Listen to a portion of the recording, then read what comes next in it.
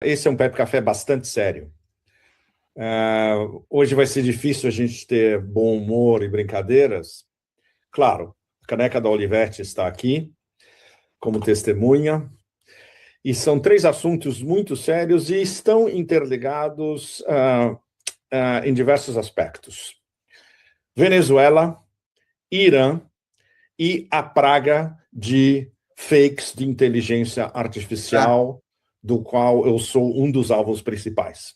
Há vários alvos principais, um pequeno grupo de analistas independentes, incluindo o Mearsheimer, Jeffrey Sachs, Varoufakis, e o meu caso também, que está completamente fora de controle. Bom, o mais importante, evidentemente, eu vou começar com Venezuela e Irã, que são as instâncias este ano da demência absoluta do Império do Caos sob o Calígula. Cara, tipo assim, tu já viu quantos canais falsos tem do Pepe, cara? Eu acho que é uns 10, cara. 10, pô, já encontraram mais de 30, já, 16, tu tá brincando? 30. Não, cara, e assim, ó, eu assisti alguns vídeos, e aí eu comecei a achar estranho, assim, porque eu ouço no rádio do carro, né, às vezes, fico andando de carro e ouvindo, e aí, tipo assim, uns vídeos compridos, às vezes começando meio a se repetir, sabe? E aí eu comecei a achar que tava meio estranho, e também, o Pepe sempre tem umas coisas estranhas, ele dá umas risadas, sabe? E tava muito, assim, muito contido, né? E aí, eu demorei para sacar que era fake. Mas, tipo assim, eu ouvi alguns desses vídeos, assim, talvez uns 3, e parece, assim, bem alinhado, mais ou menos, com o que o Pepe pensa. Só que o que eu tenho medo, que por isso que eu pedi para parar o vídeo, porque isso aí não é feito de graça, né, cara? Provavelmente isso aí é feito, e aí depois de um determinado momento, eles mudam a retórica, né? Não, já estão falando, já tem vídeo falando que o Irã já caiu, tem olha aí, falando que a Venezuela tem mísseis hipersônicos para atacar os Estados Unidos, ou seja, tudo mentira aí. Então eles espalham um monte de vídeo. Do Pepe. Isso, com a mesma imagem, eles espalham um monte de vídeo, aí depois no meio eles colocam um monte de mentira, assim, então é estratégico isso aí. Esse aí eu não vi mais, então eles já estão mudando, já mudaram a tática. Que coisa. Bom. Sim, sim.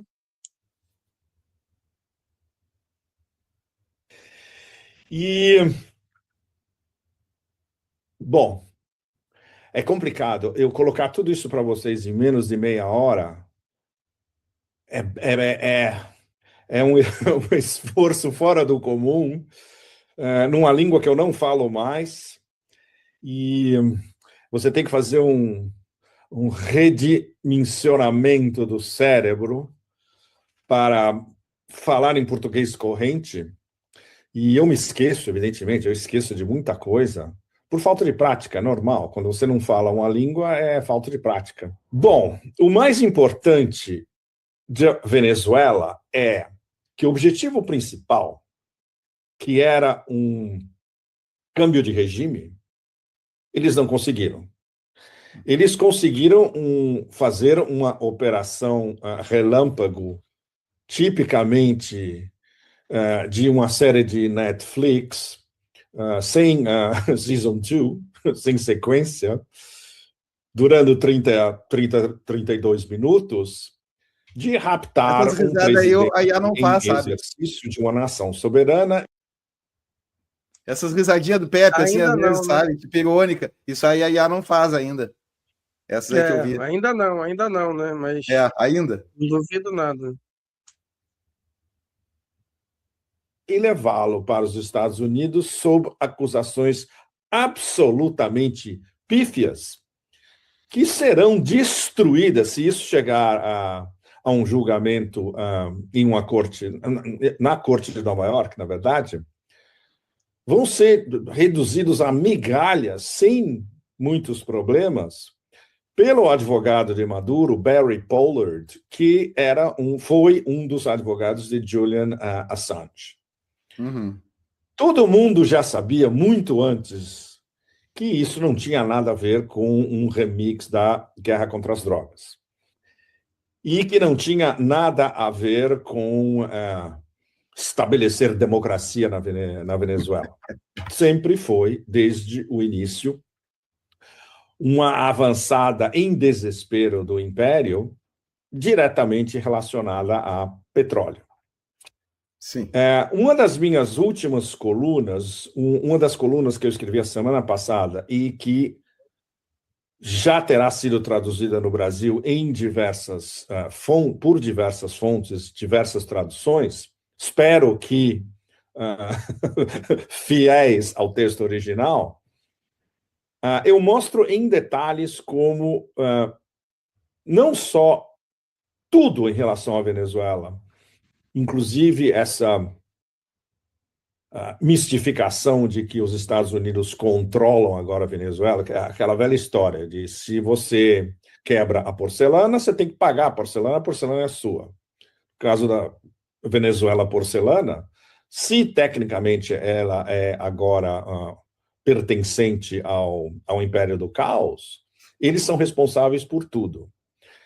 Eles não podem ser responsáveis, como todos os testes que eles fizeram no Pentágono do absurdo de tentar uma invasão da Venezuela, porque isso se transformaria em uma série de Vietnãs e Afeganistãos superpostos, considerando que a resistência venezuelana seria, além de encarniçada, ao nível Ho Chi Minh e os vietnamitas dos anos 60 e 70, esse roubo do presidente, esse kidnapping, este rapto de um presidente é apenas um detalhe. Eles vão ter que conviver com um governo funcional, chavista, no poder, liderado por Delcy Rodrigues, que é uma excelente diplomata e negociadora e muito bem preparada, e vão se contentar em pequenas operações como a que já está em andamento, que é os 50... Pessoal, mas como falamos aqui, não é questão mais de diplomacia, simplesmente, né? Porque não adianta nada ela ser uma boa diplomata, sendo que o governo está sendo coagido, inclusive com a vida de Maduro, né? Como uma teoria que eu tinha, que o Beto Almeida também confirmou que realmente, na opinião dele, também está acontecendo isso, né? Que eles estão usando a vida do Maduro para forçar o governo venezuelano a fazer o que eles querem, né, Celso? Cara, eu não sei. Uma coisa é o que eles querem, né? Uma coisa é o que eles dizem, outra coisa é o que eles querem, e outra coisa é o que eles conseguem fazer, né? O problema é que o problema todo deles não é tirar o Maduro, não é. Eles podem tirar o Maduro, matar um monte de gente, mas assim, a questão é como que eles vão tirar o petróleo debaixo da terra, porque isso aí demora um tempo, não é assim, um poço ficou despressurizado, tu não chega ali e sai enfiando e já sai recolhendo petróleo. Demora um tempo até pressurizar todo de novo. Tem toda uma cadeia logística que as pessoas precisam ser alimentadas, tu precisa levar coisas. Então seria muito melhor se tu pudesse pegar tudo direto da Venezuela, se estivesse em paz com a Venezuela, mesmo que assim que tu explore fora, ali, imagina na margem equatorial, por exemplo, né? Seria bem mais fácil vir tudo da Venezuela do que ter que vir tudo lá dos Estados Unidos, sabe? Ou correndo riscos. E, inclusive, a ESO manifestou, como é que chama? Preocupação com problemas legais futuros, de talvez ter que, no futuro, pagar indenizações. Então, ela está com medo também de investir nisso. Então, tem todo... porque uma coisa é o que o Trump fala, que a gente imagina, é só chegar lá, pegar, fazer... Mas qualquer coisa que tu vai fazer, Edu, tu que é professor, tu sabe, qualquer coisa um pouco mais técnica que a gente vai fazer, que depende de mais de uma pessoa, tem que ter planejamento, cara, tem toda uma... Imagina para tirar petróleo, não é assim, né, cara? Tá lá o buraco, é só pegar um balde, atirar para dentro e puxar para fora, não é assim. Então é complicado, né? E tem outra coisa que também eles vão... Como é que talvez eles consigam impedir a Venezuela de tirar o petróleo do solo, né? Mas se conseguirem abastecer um petroleiro chinês, será que os Estados Unidos vai ter coragem de bloquear um petroleiro chinês, sendo que a marinha da China já é a maior do mundo hoje? Depois de que bloquearam o petroleiro russo, eu não duvido de mais nada, Não, mas não Celso. era russo aquele petroleiro. Ele era um Não, petroleiro turco ou sei lá o quê, com uma bandeira russa. Ele não era um petroleiro russo. não, Celso, calma aí, calma aí. Mas ele havia também sido registrado como russo posteriormente, entendeu? Foi uma coisa que tentaram fazer. Não é à toa que houve, inclusive, Sim. essa E o petroleiro, inclusive, um chegou, estava problema vazio, né? diplomático. E, inclusive, Mas estava aqui vazio, né, Edu? Estava vazio o não vi petroleiro. informação de que não estava. Mas independente se tivesse, não é a questão. A questão é que houve um incidente diplomático, tá? Não é à toa que houve negociações. Sim. Foi logo depois disso, o Tinha, Putin tem lançou marinheiros esse russos míssil, dentro né? do. Tinha E marinheiros tinha russos dentro do russos navio. também, tinha E russos foram dentro, sequestrados por isso pelos que eu Estados estou Unidos. falando, Então, isso aí já causa um incidente diplomático, né? por isso que eu estou falando, entendeu? Sim. Então, esse negócio de que é, mas não era bem russo, assim, eu acho que é mais coisa de Não, tentar é amenizar. que Não era, assim, foi um eles acidente vão indo, grave. né, Edu? Eles vão É, indo, vão indo, vão indo. Mas assim, daqui vão a pouco dá um tentando, vão peitaço. tentando. Por exemplo, vai que daqui a pouco a China resolve. Ah, então tá. Já que eles podem bloquear a Venezuela, a América Latina, a gente vai fazer um bloqueio naval e aéreo em Taiwan. É muito mais fácil para a China fazer um bloqueio aéreo e naval em Taiwan, que é ridícula de pequeno do lado da China, do que os Estados Unidos bloquear toda a América Latina, né? Mesmo com toda a capacidade militar dos Estados Unidos. E outra, tu viu o Trump, o que ele disse hoje? Que vai anexar a Groenlândia. Sim, e que vai taxar os países que negociarem com a Groenlândia. Não, então tu vê assim que a Groenlândia negocia basicamente com países europeus, ela é da Dinamarca, né? Então é muita. Eles querem fazer o terror, né? O Trump quer o terror, né? Ele aposta no terror, Outra, no outra coisa medo. preocupante, não sei se você ficou sabendo, foi emitido um alerta para todas as companhias aéreas norte-americanas Sim, sobre o céu da América do Sul, né? Então, quer dizer, alguma guerra vai acontecer em algum país da América do Sul que eles estão planejando fazer alguma coisa. Então, é, é uma coisa bastante séria, né? o Irã bloqueou o espaço aéreo, acho que desde ontem está bloqueado pelo Flight Radar, só passa ali aviões que vão direto para o Irã, né? Não Sim. tem. Vamos continuar aqui. Vamos. 50 milhões de barris de petróleo que eles roubaram, literalmente, da Venezuela, que eles vão começar a vender, e esta grana vai fundamentalmente para fundos americanos, com aquela balela de que vai ser redistribuída, entre aspas, em benefício do povo venezuelano. O principal foi totalmente desmascarado, e isso é uma ironia deliciosa, na própria Casa Branca, quando Neo Calígula chamou para um encontro especial todos os CEOs das grandes empresas de energia americanas, que lhe disseram na cara, diretamente, especialmente o CEO da ExxonMobil, que na situação atual, a Venezuela é ininvestível. É impossível de investir na Olha aí, Venezuela. ó. Eu estava Nas falando, eu vi isso em outro atuais lugar, condições. não tinha visto esse vídeo do Pepe. Na minha Eu não tinha visto esse vídeo ainda. Sim, foi isso que você falou. Ele vai falar do problema jurídico, mas não é só jurídico, é É, técnico também, né? eu tinha Uma ouvido coisa é você, que a uma ESO tinha coisa manifestado preocupação, agora ele já está dizendo que é ininvestível. uma coisa é você explorar um país aliado, né?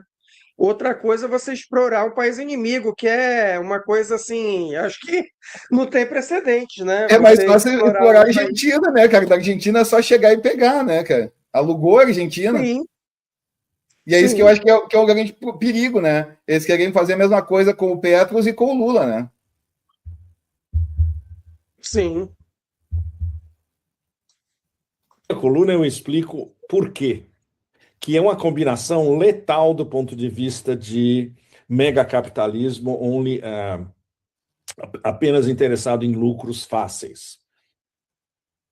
Não só as sanções muito barra pesada na Venezuela por mais de uma década, quase 2 décadas, destruíram a infraestrutura venezuelana em vários aspectos, incluindo partes da infraestrutura energética e ligada à exportação da Venezuela, como o que estava funcionando, até agora a gente não sabe se vai continuar a funcionar, desse ecossistema energético, foi modernizado pelos chineses em benefício das exportações de petróleo da Venezuela para a China. Muito importante, não numa quantidade exagerada, 750 mil barris por dia, mais ou menos, o que não é muito. É 2% do petróleo que a China compra de fontes fora da China. E a China já é 80% autossuficiente em diversas formas de energia. Então, esta fração de petróleo que eles compravam da Venezuela é inconsequente do ponto de vista de desestabilizar a China, que era um dos objetivos iniciais da operação do Neo Calígula e das suas forças da maior armada da história das galáxias. Já foram feitos vários diferentes estudos sobre a viabilidade da Venezuela voltar a exportar uma quantidade suficiente de petróleo, ou pelo menos mínima, antes das sanções, seria 3 milhões de barris de petróleo por dia. Para isso, seria necessário 16 anos de investimento das majors americanas e pelo menos 183 bilhões de dólares que eles não têm. As estimativas iniciais eram que eles precisariam botar 100 bilhões de dólares nessa. Não, são 183 bilhões e até 2040, para isso reverter de alguma maneira em benefício dessas grandes empresas americanas. Não é por acaso que o CEO da ExxonMobil falou isso é um absurdo total. Ou seja, isso não vai acontecer e já é um enorme problema para o Império, porque o objetivo era não só de tomar conta das reservas, dessas famosíssimas maiores reservas de petróleo do planeta, mas tomar conta, controlar e vender e lucrar com isso. E impedir que outros vendessem, ou vendam no futuro. Então, assumindo que os Estados Unidos, sob Trump, são os donos da Venezuela agora, o único recado que passou para o Sul Global e foi plenamente entendido é que não há limites para a demência imperial em termos de ir atrás de fontes de energia que eles possam controlar. Por quê? Porque o X da questão, que é algo que vários de nós estamos enfatizando até antes da invasão de Caracas e do bombardeio do mini-choque ENO em cima de Caracas e do rapto do presidente, é a questão fundamental que é do petrodólar. Este ataque americano à Venezuela, que é um ataque cumprindo diretamente tudo que está imposto na nova doutrina de segurança estratégica, é um ataque desesperado para retardar a queda do petrodólar. Ou seja, nós temos que controlar todas as fontes possíveis de venda de petróleo do Ocidente e até, se possível, em partes da Eurásia, em dólares. É absolutamente vetado do ponto de vista do Império de que essas transações sejam em outras moedas, numa cesta de moedas, especialmente pelo Petro-Yuan chinês. Bom, então esse é o grande tema que vai se desenvolver em torno da Venezuela, em paralelo com se houver uma tentativa americana de impor um fantoche na Venezuela, a resistência popular na Venezuela como vai reagir, a níveis vietnamitas, possivelmente. Então foi um fracasso. Não teve câmbio de regime, o Ocidente coletivo e o Sul global não ficaram muito impressionados com o que aconteceu, porque todo mundo que está em geoeconomia e em finanças sabe que o X da questão é o petrodólar, e demonstra um grau avançado de paranoia e de desequilíbrio do império em declínio. E isto está diretamente ligado ao que está acontecendo no Irã, que é a sequência demente do que acontece no Irã. Em termos de sanções, claro, mais de 40 anos, mas em termos de demência de sucessivos governos americanos, especialmente republicanos, e com controle dos neocons, na época de W. George Bush Jr. e Trump 1.0, e agora em Trump 2.0, de neutralizar o Irã como uma fonte de petróleo e de gás, uma das maiores do mundo, que comercializa sua energia fora do domínio do petrodólar. Pode falar, Celso. Não, com a China, com a China e tá comercializando em yuan, né? Isso? Sim, é o que ele vai falar.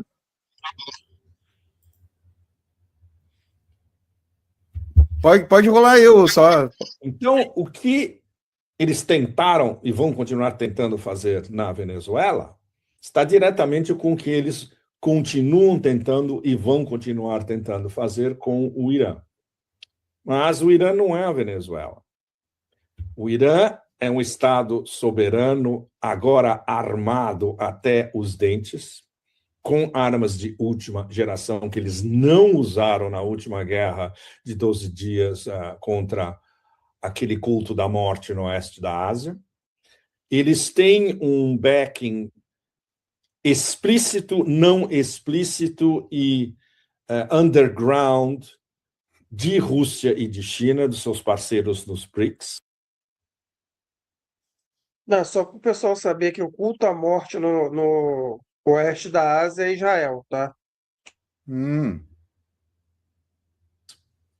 E Rússia e China sabem perfeitamente que uma Vai cair o canal agora. do Irã não só Vai cair o canal depois que tu falou. Não, eu só expliquei. Quem falou foi ele. Tá bom.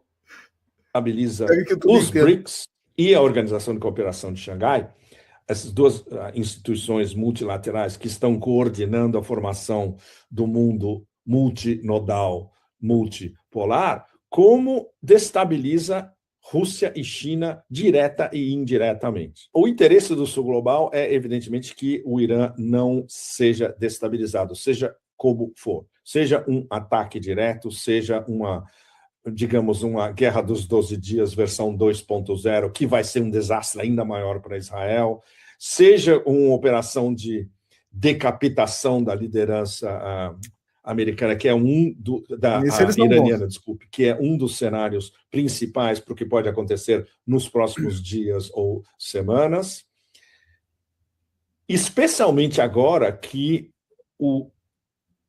a ofensiva de um golpe organizado, instigado e facilitado e com envio, inclusive, de armas pelos americanos e pelo culto da morte no oeste da Ásia, foi um fracasso absoluto, incluindo o patético mini-Shah do Irã, protegido no seu compound em Maryland, instigando os seus...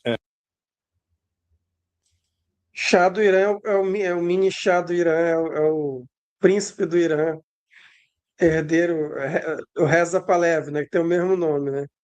Mas também conhecido como chazinho, né, Celso? Tá, mas eu não entendo uma coisa, Edu, me explica uma coisa, assim, ó. O pessoal defende a democracia, né? Mas eles querem botar esse cara como rei, é isso? Sim, eles querem uma vai ser um reinado democrático. Ah, que bom, cara. É uma ditadura democrática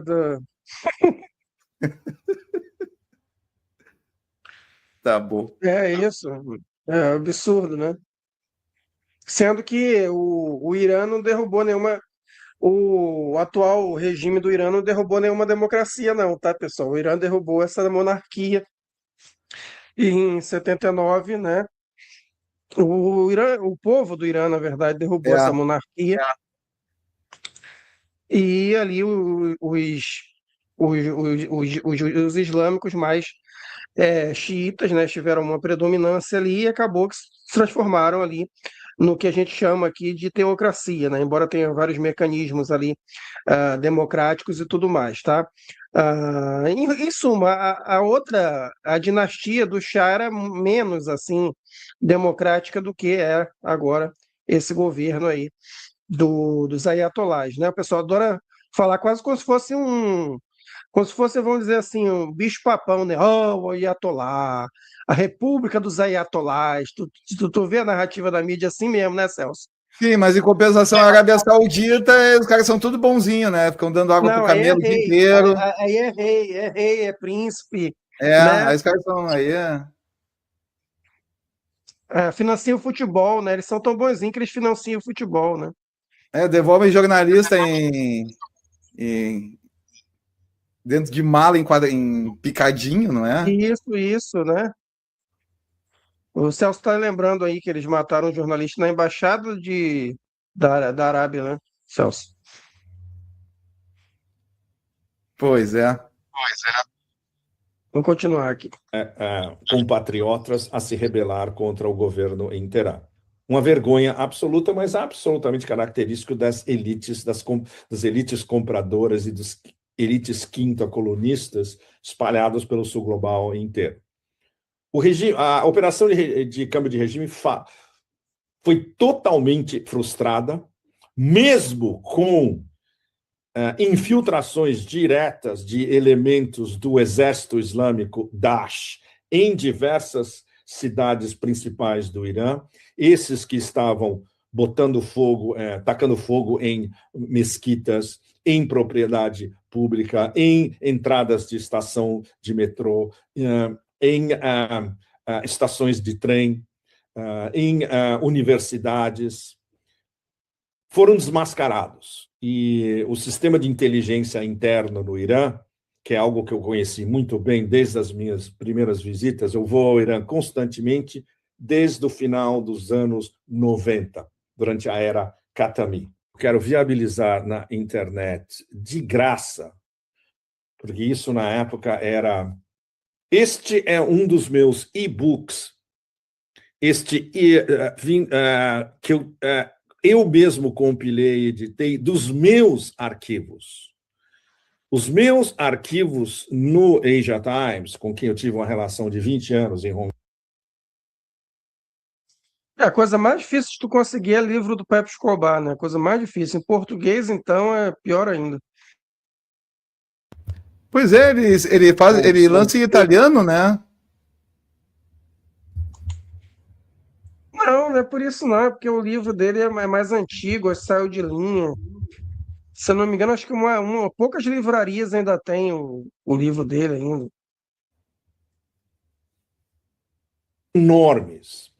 E é uma situação extremamente complicada, porque vários deles desapareceram. Então, durante o Covid, eu comecei a colocar vários dos temas principais do meu material de arquivo em e-books. E este foi um deles, Miniaturas da Pérsia. Ele saiu durante o Covid e ele estava à venda no Asia Times. Como os direitos são meus, e tudo foi isso que eu escrevi, eu quero colocar na internet de graça para todo mundo e com autorização de que seja traduzido pelo mundo inteiro, inclusive no Brasil, dando, evidentemente, o crédito. E essa coleção... Uma Beleza, boa né, Edu? iniciativa, né? Uma boa iniciativa, sim. Claro. De ensaios contém a maior parte do que eu escrevi no Irã, nas minhas inúmeras viagens, mais de 10, e antes e depois de viagens ao Irã. Então, se vocês leem esse e-book praticamente inteiro, e tem coisas que vocês não vão achar em lugar nenhum, literalmente, entrevistas com ayatollahs, como é a vida cotidiana em Mashhad, no extremo leste do Irã, perto da fronteira do Afeganistão, como funciona o sistema de escolas corânicas em Qom. É material dificílimo de achar, em qualquer língua, inclusive, fora Farsi, evidentemente, e eu acho que isso pode ajudar muito públicos diversos espalhados pelo mundo e vocês brasileiros a compreender o Irã em detalhes, que é algo que não existe na mídia corporativa ocidental, ponto. Como toda a avalanche de mentiras que eles soltaram nessas últimas semanas em relação a essa tentativa de golpe, de revolução colorida contra o Irã, e a maioria absoluta dessas informações não só eram inverossímeis, como eram pré-fabricadas e totalmente mentirosas. E continua. Aqui no Otanistão, continua, não só continua, como aqueles infraespécimes com o cérebro equivalente de minhocas desmembradas da União Europeia e da Comissão Europeia vão ainda colocar mais sanções em cima de pessoas de entidades iranianas, dizendo que eles estavam matando gente que estava fazendo protesto. Quando já foi revelado que 2/3 das vítimas, de todas as vítimas, de todas as manifestações pelo Irã inteiro, foram assassinadas e, segundo o principal expoente da indústria forênsica em Teherã, com cabeças cortadas, goelas cortadas, ou seja, o sistema de punição, entre aspas, do Exército Islâmico, ISIS, Daesh, como é conhecido pelo oeste da Ásia inteiro, importados ou com as células dentro do Irã reacendidas para provocar tumulto e arranjar. Outra coisa que eu reparei é que eles faziam também a mesma coisa que eles faziam na Venezuela, tipo assim, que eles computavam as mortes, aí só dizia, 100 mortes em protesto, só que às vezes metade dessas mortes eram dos próprios policiais, só que aí eles não falavam isso, né? Falava só 100 mortos, 200 mortos, 300 mortos nos protestos, né? E aí a pessoa achava o quê? Que aquelas pessoas lá estavam lá se manifestando pacificamente e foram mortas, né? Sem som, Celso. Pois é, os caras estavam metralhando a população, cortando cortando o pescoço, né, cara? Isso eu não sabia que estavam fazendo também. E aí, daí depois, o que aparece na televisão é quando aparece o cara, que é a população enfurecida, toca fogo no cara e mata a paulada, né? Que é um lixamento. Complicado isso aí. Sim, sim. Vamos continuar aqui. Vamos. Regimentando gente paga com dinheiro grosso, em moeda forte, não em reais iranianos, para desestabilizar todo o sistema. No momento que a gente está conversando, isso já acabou. Os protestos, entre aspas, coordenados por ONGs americanas e, sim, não tem mais Starlink, evidentemente, por todo o sistema espalhado desse... Derrubaram Starlink no território inteiro do Irã, né? Sim, ele vai falar agora disso. Ponto da morte do oeste da Ásia foi contido finalmente pelo governo e com várias manifestações enormes em diversas cidades iranianas, com milhões de pessoas na rua apoiando o governo e apoiando um Irã sólido. E este apoio ao Irã sólido você encontra em boa parte da Eurásia, incluindo a Turquia, incluindo a Ásia Central, incluindo praticamente todo o sudeste da Ásia, sem falar de Rússia, China e Índia, e, evidentemente, no Ocidente, como a gente vive agora, na prática, num mundo dividido pelo Muro de Istambul, à esquerda do Muro de Istambul, o Otanistão, à direita do Muro de Istambul, o continente euroasiático e com a África unida à Eurásia, no que a gente já chama conceitualmente há bastante tempo, há anos, Afro-Eurásia. Essa é a divisão do mundo que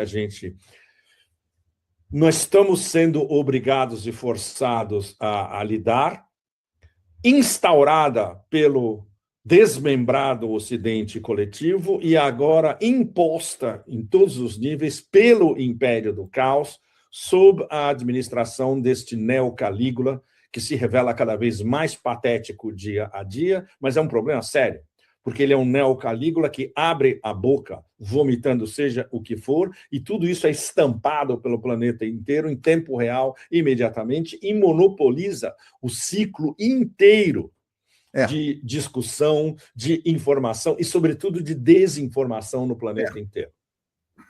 Então, no momento em que a gente está agora, não haverá um ataque imediato dos Estados Unidos contra o Irã. Haverá um ataque. Ninguém sabe exatamente qual a modalidade deste ataque, ou se será por exemplo, há uma lista já de alvos, uma lista enorme de alvos de lideranças iranianas e de instalações sensíveis iranianas pelo país inteiro, que essa lista já saiu do Pentágono e está na mesa de Trump. Isso é extremamente perigoso, porque ele pode não ter comido seu cheeseburger às 4 da manhã, ele acordar de mau humor e resolver um ataque contra o Irã, passando por cima de tudo, passando por cima do Congresso, ordenando o Pentágono, etc. Mesmo se agora o Congresso o está barrando de bombardear o Irã sem autorização do Congresso. Mas os Estados Unidos, tudo é comprável.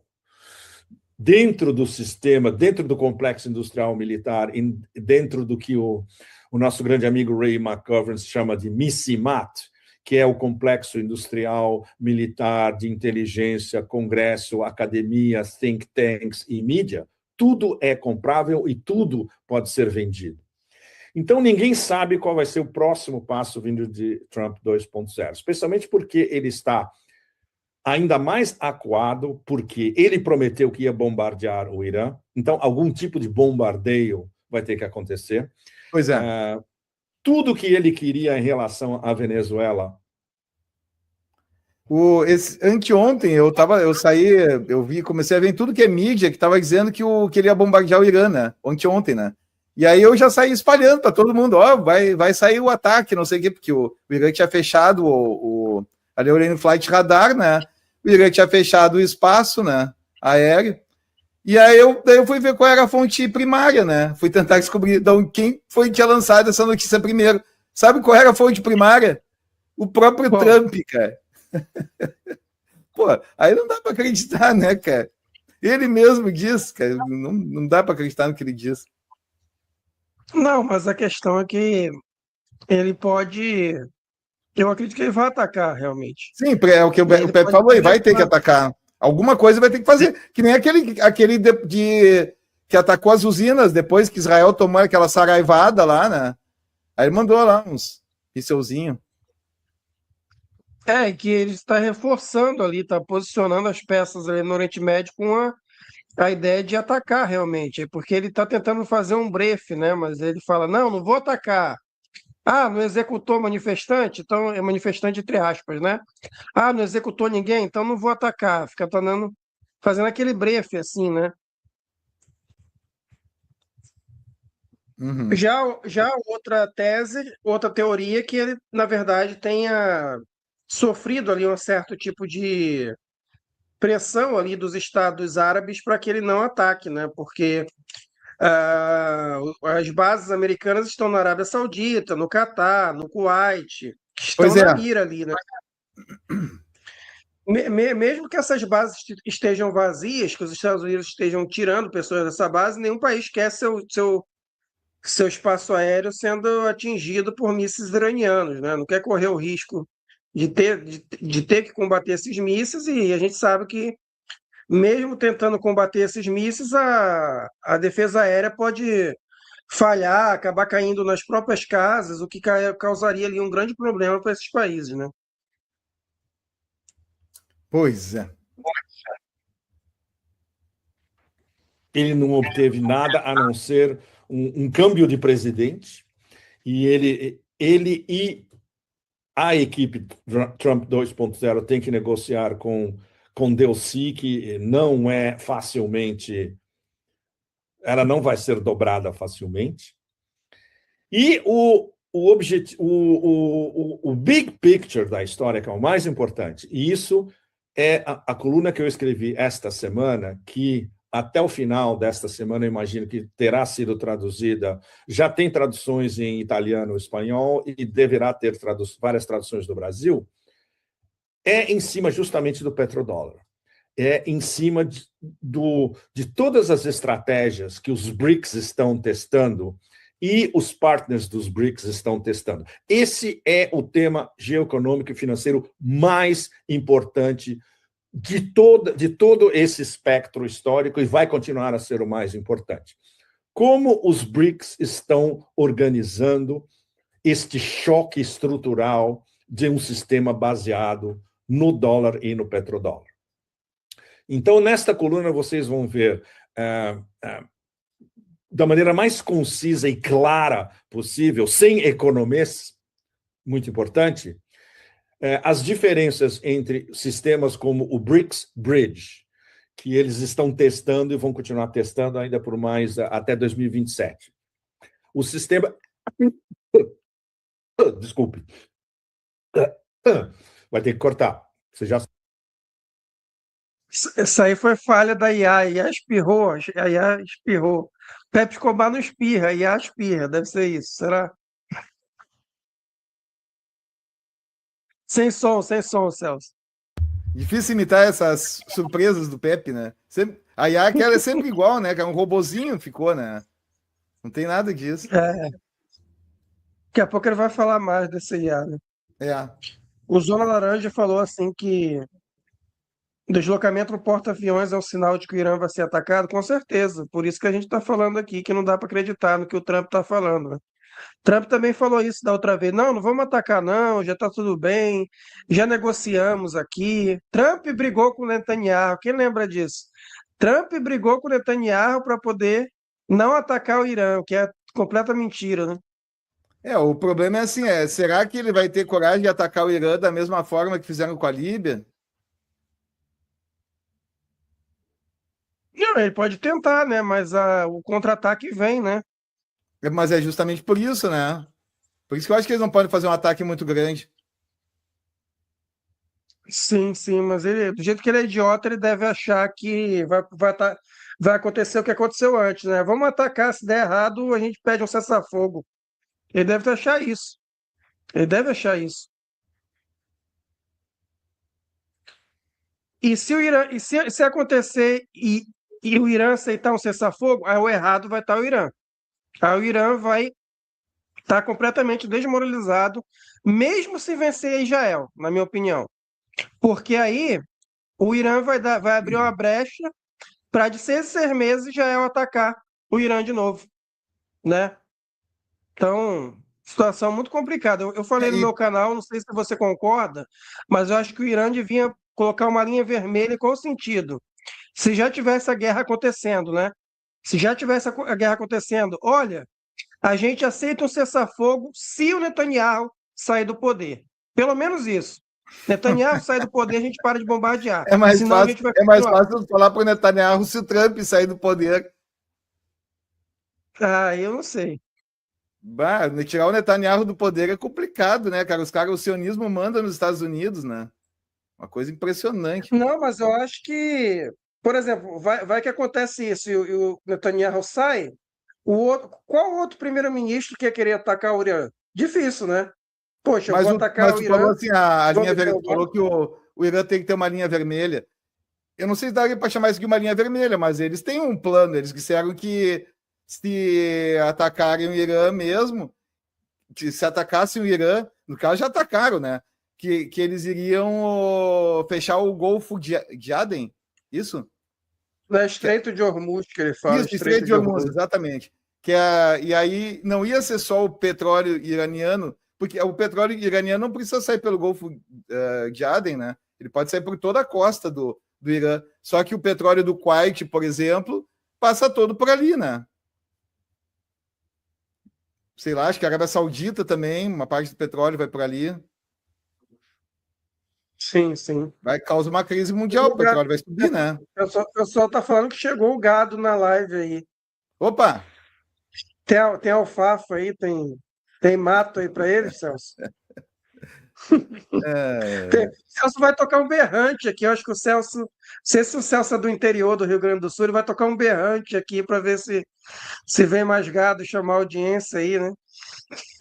Mas gado não.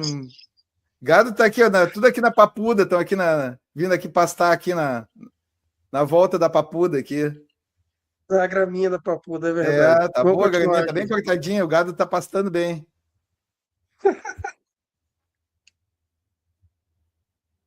Sabe? Bom, eles estão as diferenças entre os sistemas. O The Unit, que é um sistema elaborado na Rússia com contribuição acadêmica chinesa também, que é basicamente um tokenzinho, uma unidade apolítica de referência que pode ser usada para transações individuais, bilaterais, multilaterais, entre nações, etc. E o número enorme de empresas e de países que estão usando o sistema chinês de pagamento, o CIPS, que é o sistema chinês interbancário de pagamentos. Tudo isso as diferenças estão colocadas e tem dois insights muito importantes que eu peguei diretamente dos nossos amigos, o professor Michael Hudson e do nosso amigo professor Paulo Nogueira Batista, um dos cofundadores do NDB, Banco dos BRICS. Então, num espaço que vocês podem ler isso em menos de 10 minutos, está tudo elencado e por que toda essa articulação geoeconômica e financeira no espectro dos BRICS e além é um golpe mortal, estrutural, em cima dessa estrutura com a qual nós somos obrigados a conviver desde o final da Segunda Guerra Mundial, onde o petrodólar está no centro. E esta é a ligação direta entre o que eles estão tentando na Venezuela e o que eles estão tentando e vão continuar a tentar no Irã e além, que é justamente a razão principal da destruição do Iraque e depois da destruição da Líbia. Tudo ligado ao petrodólar e ao controle do sistema financeiro internacional baseado em todas as transações têm que ser em US dollars e todas as transações em energia têm que ser em petrodólar. Como agora o petro-yuan já é uma realidade espalhada pela Eurásia e já estava diretamente ligada às exportações venezuelanas de petróleo para a China, este é o tema principal, que vai nos levar, eventualmente, no decorrer do resto dessa nossa década, que no começo eu chamei dos anos 20 raivosos, e desde o começo, é impressionante, a década que a gente está vivendo, desde o início da década, desde o dia 3 de janeiro de 2020, com o assassinato do general Soleimani, são os anos 20 raivosos sem parar. É uma década que começou com um assassinato, e é uma década que pode terminar numa guerra muito, muito, muito séria, envolvendo Ocidente e Oriente. Bom, então esse é o ponto em que a gente está extremamente incandescente, como não podia deixar de ser, e aí eu quero fazer uma ligação direta em termos de falsificação de informação e falsificação da verdade e de uma praga que está consumindo a internet e que pode eventualmente consumir a internet inteira e pode destruir a internet por dentro, que é a praga de inteligência, dos deepfakes de inteligência artificial.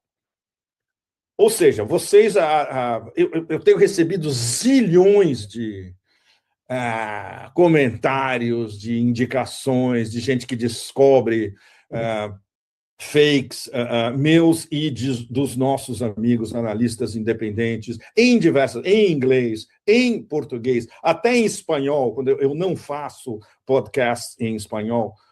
Bom, os pontos principais, para todos vocês terem a noção de como essa é uma estratégia perversa e desmesurada, e que é um novo método de censura, e que está sendo plenamente absorvido pelos donos da internet. O YouTube até agora não fez absolutamente nada para tirar esses fakes de inteligência artificial do ar. Mesmo o que eles com fazem? denúncias. Eles confundem completamente o público. Mesmo com denúncias. A Maria Cristina já denunciou. Denunciou 19, cara.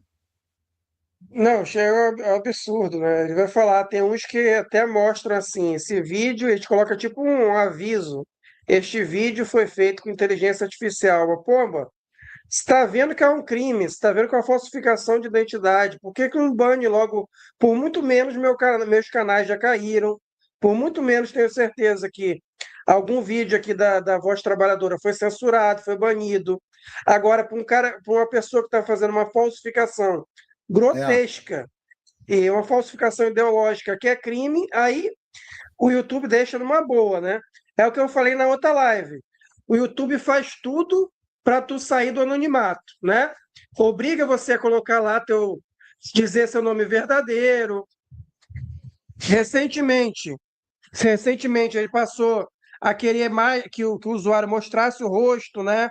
Passou a não querer mais canais que não mostrassem o rosto. Agora, quando o cara falsifica, né, o rosto do outro, aí tudo bem. Aí o YouTube deixa livre, né? Não, pois isso aí não é uma falta de capacidade técnica, porque quando tu chega, por exemplo, no chat GPT e tu pega para fazer tu pega uma foto do Bolsonaro, do Xandão, qualquer pessoa do Carluxo, e aí tu pede, eu quero que bote ele vestido de noiva. Aí diz, eu não posso fazer isso porque isso aqui é uma figura pública. Quer dizer, ele sabe que é uma figura. Se eu pegar tu, por exemplo, acho que ele não sabe que tu é uma figura pública. Aí eu acho que eu consigo fazer. Mas que para esses caras como o Pepe, ele sabe quem é. Não faça uma coisa dessa comigo, por favor. Não vou fazer contigo isso. Eu entendi o que você quis dizer, é verdade, é verdade. Vou dar play aqui. Isso. E isso, quando eu não tenho tempo para praticamente nada. Mas quando eu dou uma olhada em comentários, os comentários principais são sempre os mesmos. É você mesmo ou não? Ou seja, as pessoas estão...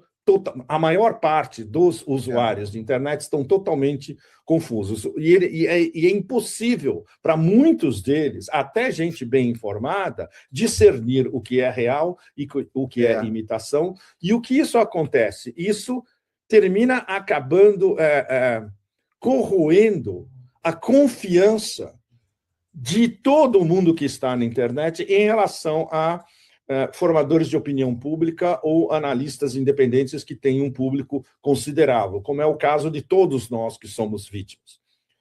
O meu amigo Paulo Nogueira Batista é uma das vítimas. Vários que têm um público enorme global, como John Mearsheimer, Jeffrey Sachs, também são vítimas. No meu caso, é porque eu tenho um público não só global, como também um público grande dentro do Brasil. Ou seja, nós somos alvos perfeitos para o que é, na verdade, um crime. Você você assumir identidade. E tu pode ver que isso aí começou justamente na semana que o Trump ia sequestrar o Maduro, né?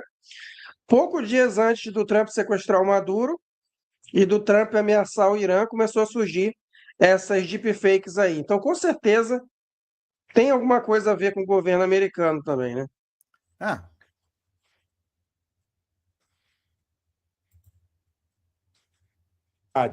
De pessoas normais, seres vivos normais com um perfil público, sem o seu consentimento, é um crime. Ou seja, é uma atividade criminal que, no momento, está passando absolutamente em branco. Ou seja, o que o YouTube deveria fazer para acabar com isso? Se um deepfake é detectado e é assinalado por qualquer um de vocês, a audiência, eles deveriam substituir esse vídeo fake com um deepfake com uma qualificação bastante clara e uma marca no canal dizendo diretamente para o público que isto é um deepfake. Ou seja, no momento, até o momento, a Google está deixando que isso aconteça. Em raríssimos casos você vê um anúncio dizendo conteúdo produzido artificialmente ou uma besteira do gênero que não vai diretamente ao fogo, ao ponto, ao fogo, literalmente ao ponto, dizendo que isso é uma contrafação e que pode ser punida por lei, na verdade. Por que isso continua a ser disseminado? Muito simples. Do ponto de vista de Google e do YouTube, quanto mais canais, quanto mais streams, quanto mais anúncio, quanto mais dinheiro, é a lógica do turbocapitalismo. E vocês vão perceber que há muito poucos fakes, ou se não, nenhum, em cima de gente que está entranhada dentro do sistema de mudar as regras do jogo em benefício da gangue de Davos, desde o pequeno rezinho na França até o patético primeiro-ministro inglês, tem muito poucos deepfakes de inteligência artificial em cima dessas pessoas. O ataque principal, os vetores principais do ataque é o ataque da grande mídia institucional contra a mídia independente. E aí todos nós que somos alvos primordiais, porque nós não estamos na mídia ocidental dominante e até há pouco tempo hegemônica. Por exemplo, se eu estivesse no Brasil, e isso eu conversei já com o Paulo, a gente deveria lançar o que se chama de class action, uma ação conjunta contra todos esses canais, que agora já são dezenas e podem eventualmente chegar a centenas. Eles se proliferam o tempo todo. São vírus, são células de vírus que se proliferam sem parar. Quando eu contei a primeira vez, tinha 5 ou 6, agora já tem 20, mais de 20. E em vários casos, até passando disso, acho que no caso do Mearsheimer já está totalmente fora de controle. Ou seja, eles vão em cima dessas vozes independentes respeitadas no Ocidente. Vários dos nossos podcasts internacionais têm audiências enormes, de no mínimo 200 mil, 300 mil. Mas os números de bots, evidentemente, vários desses canais, eles têm números altíssimos para algumas das podcasts, passando de 500 mil de seguidores, ouvintes, hits, seja o que for. São bots. Tudo é falso. A imagem retocada de todos nós é uma imagem falsa. A nossa voz é uma voz falsa. Os textos que eles nos atribuem são textos falsos, que nós poderíamos ter escrito, mas nunca escrevemos, e eles jamais vão reproduzir o swing desses textos. No meu caso, é muito difícil me traduzir, porque eu uso metáforas, figuras de linguagem, anacronismos, analogias com a indústria da cultura diretamente. Nenhum programa e senso de humor. Nenhum programa de inteligência artificial é capaz de reproduzir a humanidade dos nossos textos e da nossa interação. E nós todos somos robôs. Então, o tema muito sério de que o Google e o YouTube, até o momento, estão permitindo que essas contas falsas proliferem, isso é extremamente grave. E isso a curto e médio prazo, pode levar à morte total da internet. É muito perigoso porque esses números artificiais que são detonados para cima por manipulação de algoritmos e por bots, qualifica todo esse espetáculo, na verdade é um espetáculo no sentido de a sociedade do espetáculo do Guy Debord, levada às últimas consequências nocivas, é uma operação psicológica. Ou seja, essa proliferação de vídeos deepfake de todos nós, analistas independentes, a um nível global, em várias línguas e com, desculpe, uma enorme penetração, é uma operação psicológica extremamente sofisticada, porque ela está destruindo o senso comunitário, no sentido comunitário global, de confiança, está destruindo a confiança entre produtores de informação, de cultura, especialmente de informação geopolítica e da sua audiência, e é um fenômeno absolutamente chave dessa era pós-verdade, com a destruição total do contexto histórico, de história, de cultura e de confiança e das relações pessoa a pessoa, ainda que digitais. E um prenúncio da destruição da esfera de mídias sociais também, quando a maior parte dos usuários de mídia social, as bilhões de pessoas no mundo inteiro, perderem a confiança em tudo que elas estão vendo, e é para onde a gente está caminhando. Ou seja, as ramificações sociológicas, antropológicas desse fenômeno são absolutamente aterrorizantes, porque essa destruição de credibilidade programada via algoritmos, bots e com Big Tech não fazendo nada para que isso seja cortado, destrói o diálogo público, vai destruir o YouTube eventualmente, já está destruindo processos democráticos. Ou seja, dá para fazer alguma coisa a respeito? Não adianta. Você manda uma reclamação ao YouTube, a Google, e eles não fazem absolutamente nada. Muita gente já me disse que fez, que já assinalou, e não há consequências de tudo isso.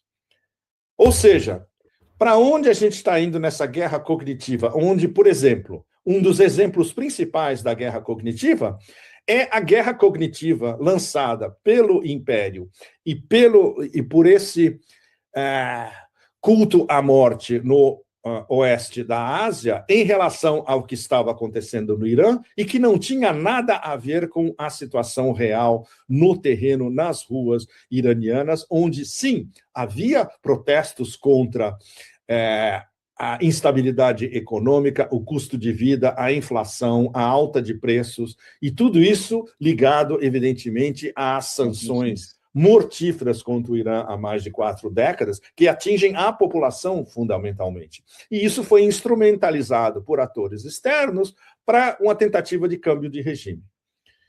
Guerra cognitiva total. E essa guerra cognitiva aconteceu em grande parte via internet. Por isso que o governo iraniano fechou a internet durante vários dias no Irã, porque eles viram perfeitamente de onde estavam vindo as ordens para as suas células de destabilização dentro do Irã.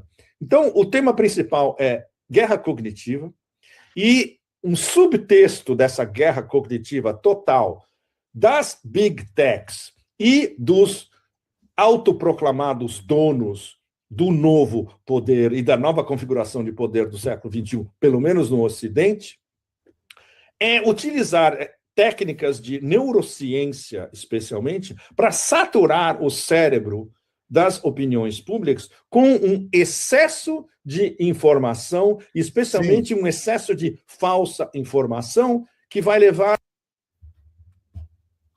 Pode falar, Celso. Não, é isso aí, é o que a gente está vivendo agora nessa fase, que antigamente se acreditava que era tipo assim, que a informação ela ia ser para poucas pessoas, ia ser restrita, né? Agora a gente sofre um efeito contrário. É o excesso de informação e principalmente informação redundante ou desnecessária, que aí inunda de informação e tu não consegue nem saber o que é verdadeiro e o que não é. Sim, sim. Vou soltar o vídeo?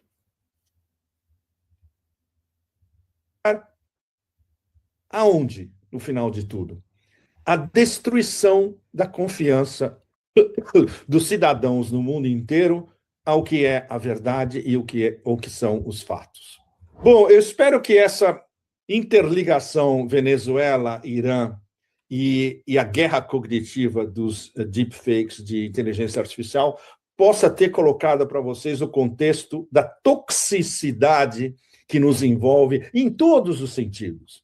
Em todos os sentidos, não só de possibilidades horrendas de transformações geoeconômicas e geopolíticas e, evidentemente, da guerra predominar, sobretudo, o império do caos sob Trump 2.0 tinha duas possibilidades. Eles não podiam fazer as duas coisas ao mesmo tempo.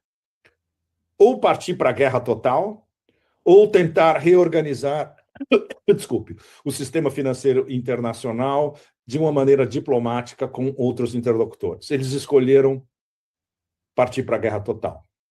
E a guerra total deles é contra o sul global praticamente inteiro. Então é isso que todo mundo no sul global, Brasil, inclusive Brasil especialmente, tem que ficar extremamente alerta e como isso pode ser combatível em diversos níveis, desde o grassroots, desde o nível no chão. Pode falar, Celso. Não, Brasil e Colômbia, só isso. São Sim, sim. os países que não estão alinhados com o Trump, né? Aqui na América Latina. Na América do Sul. Sim, sim. Até o nível político mais alto. E esse combate de todos nós contra essa guerra cognitiva diretamente ligada à destruição da verdade, à destruição dos fatos reais e da destruição da confiança entre as pessoas e os poderes institucionalizados. Bom, eu confesso para vocês que hoje foi um Pepe Café super barra pesada, mas tinha que ser nesse nível, porque a partir de agora tudo vai ficar ainda muito mais barra pesada. Da próxima vez eu espero jogar tudo isso com vocês com um pouco mais de senso de humor e de swing, mas hoje a gente tinha que ter um recado bastante forte. E pensem cuidadosamente sobre tudo isso e espero que vocês possam agir para justamente passar ao largo, ignorar ou denunciar a guerra cognitiva que se abate sobre todos nós. Muito obrigado a vocês todos. Inscrevam-se no canal. Aliás, inscrevam-se no verdadeiro Pepe Café, que é esse aqui. Ou vocês, vagabundos que estão me copiando em todos os sentidos, vocês são patéticos. Absolutamente patéticos. O Pepe Café verdadeiro é aqui. Até a semana que vem e muito obrigado pela atenção de vocês. Sinceramente. Tchau, tchau. É o que o Eduardo falou, né? Eu falei que lá no meu canal que agora todo o início de um canal fake do Pepe Escobar vai ter ele falando assim. Meu verdadeiro é esse aqui. Todo vai usar essa parte que ele falou isso. Eu acho que aqui o Marcos quer saber o canal confiável do Pepe, né? É o @Pepe Café, é isso, né? Não é qual o canal confiável, é o canal verdadeiro. Só tem um, tem um que é o Pepe Café. @Pepe Café sem acento, tá? Pode colocar só Pepe Café, pelo menos para mim já aparece o primeiro. Aqui, mas se não aparecer para você... @Pepe Café. Sem acento? Bom. É sem acento. Ela botou com acento, é sem acento, tá? @Pepe Café. Eu acho que não. Bom, e aí, cara, isso aqui eu teve um comentário. Primeiro, agradecer aqui a um novo membro, né? O Estefânio Barros. E aqui teve um comentário que é o seguinte: As coisas estão muito tenebrosas. Agora tem incêndios na Patagônia. Cada semana uma tragédia. Cara, isso aí é uma coisa que eu não sei se todo mundo viu essa notícia. Está tendo incêndios na Patagônia, claro que tem por motivos também da seca, né? Mas está tendo muito incêndio criminoso. Já foi comprovado que são incêndios criminosos. E aí estão acusando, sabe quem, Edu? Os índios. Os índios da Patagônia. Os caras vão botar fogo nas próprias terras deles, de certo, né? É um negócio absurdo. E aí, sabe o que estão suspeitando? Que depois que uma terra ela pega, que uma área, como é que lá na Patagônia, na Argentina, sei lá, eu sei, naquela região, não sei exatamente se é só na Patagônia ou se é na Argentina inteira, mas depois que uma área essa, como é que chama? Ecológica, não, uma área natural, assim, de preservação, ela pega fogo, ela perde lá ela deixa de ter, fica mais fácil de tu vender e fazer todas as outras coisas, entendeu? Então teriam interesses em botar fogo nessa para fazer loteamento, né?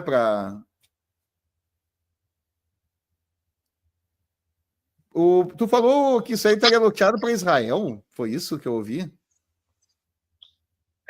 Eu li essa reportagem, que esse é um acordo ali do Milei para vender as terras ali, entendeu? Mas eu não me aprofundei, então eu ouvi falar nesse assunto aí, mas eu me aprofundei, a gente tem que ter cuidado, né? Para até Pois mesmo, é. mesmo sendo contra Israel, a gente tem que se aprofundar mais para não acabar tentando cair em alguma coisa ali que não tenha correlação com a realidade. Então, como eu não me aprofundei, eu não tenho certeza, mas eu já ouvi acusações como essa, que faz parte ali da ideia do Milei vender terras para os israelenses e tudo mais. Parece com o método que eles fazem, ou faziam e ainda fazem na Palestina, né? Na Palestina ocupada. Sim, sim. Expulsando os verdadeiros donos das terras, os colonos, né? Os colonos palestinos. Sim, sim. Celso, vou fazer um momento cultural agora. Não sei se você Boa. viu esse filme. Aí depois a gente vai terminar, tá, pessoal? Geralmente, toda a minha live aqui eu faço um momento cultural. Aí vamos ver se o Celso também já viu esse filme aqui. Já viu, Celso? O Agente Secreto. Deixa eu mostrar aqui. É um filme que ganhou aí o Globo de Ouro, né? Esse aqui, infelizmente, eu botei num site aqui que vai passando os. Isso aqui é o cartaz brasileiro, né? Mas tem outros aqui em todas as outras línguas, né? Pelo que eu estou vendo aqui. Não, na verdade são vários cartazes, assim como ele foi exposto em inglês, né? Bom, pessoal, gostei muito. Eu vi ontem no cinema. Quem puder ver no cinema, assista, que é muito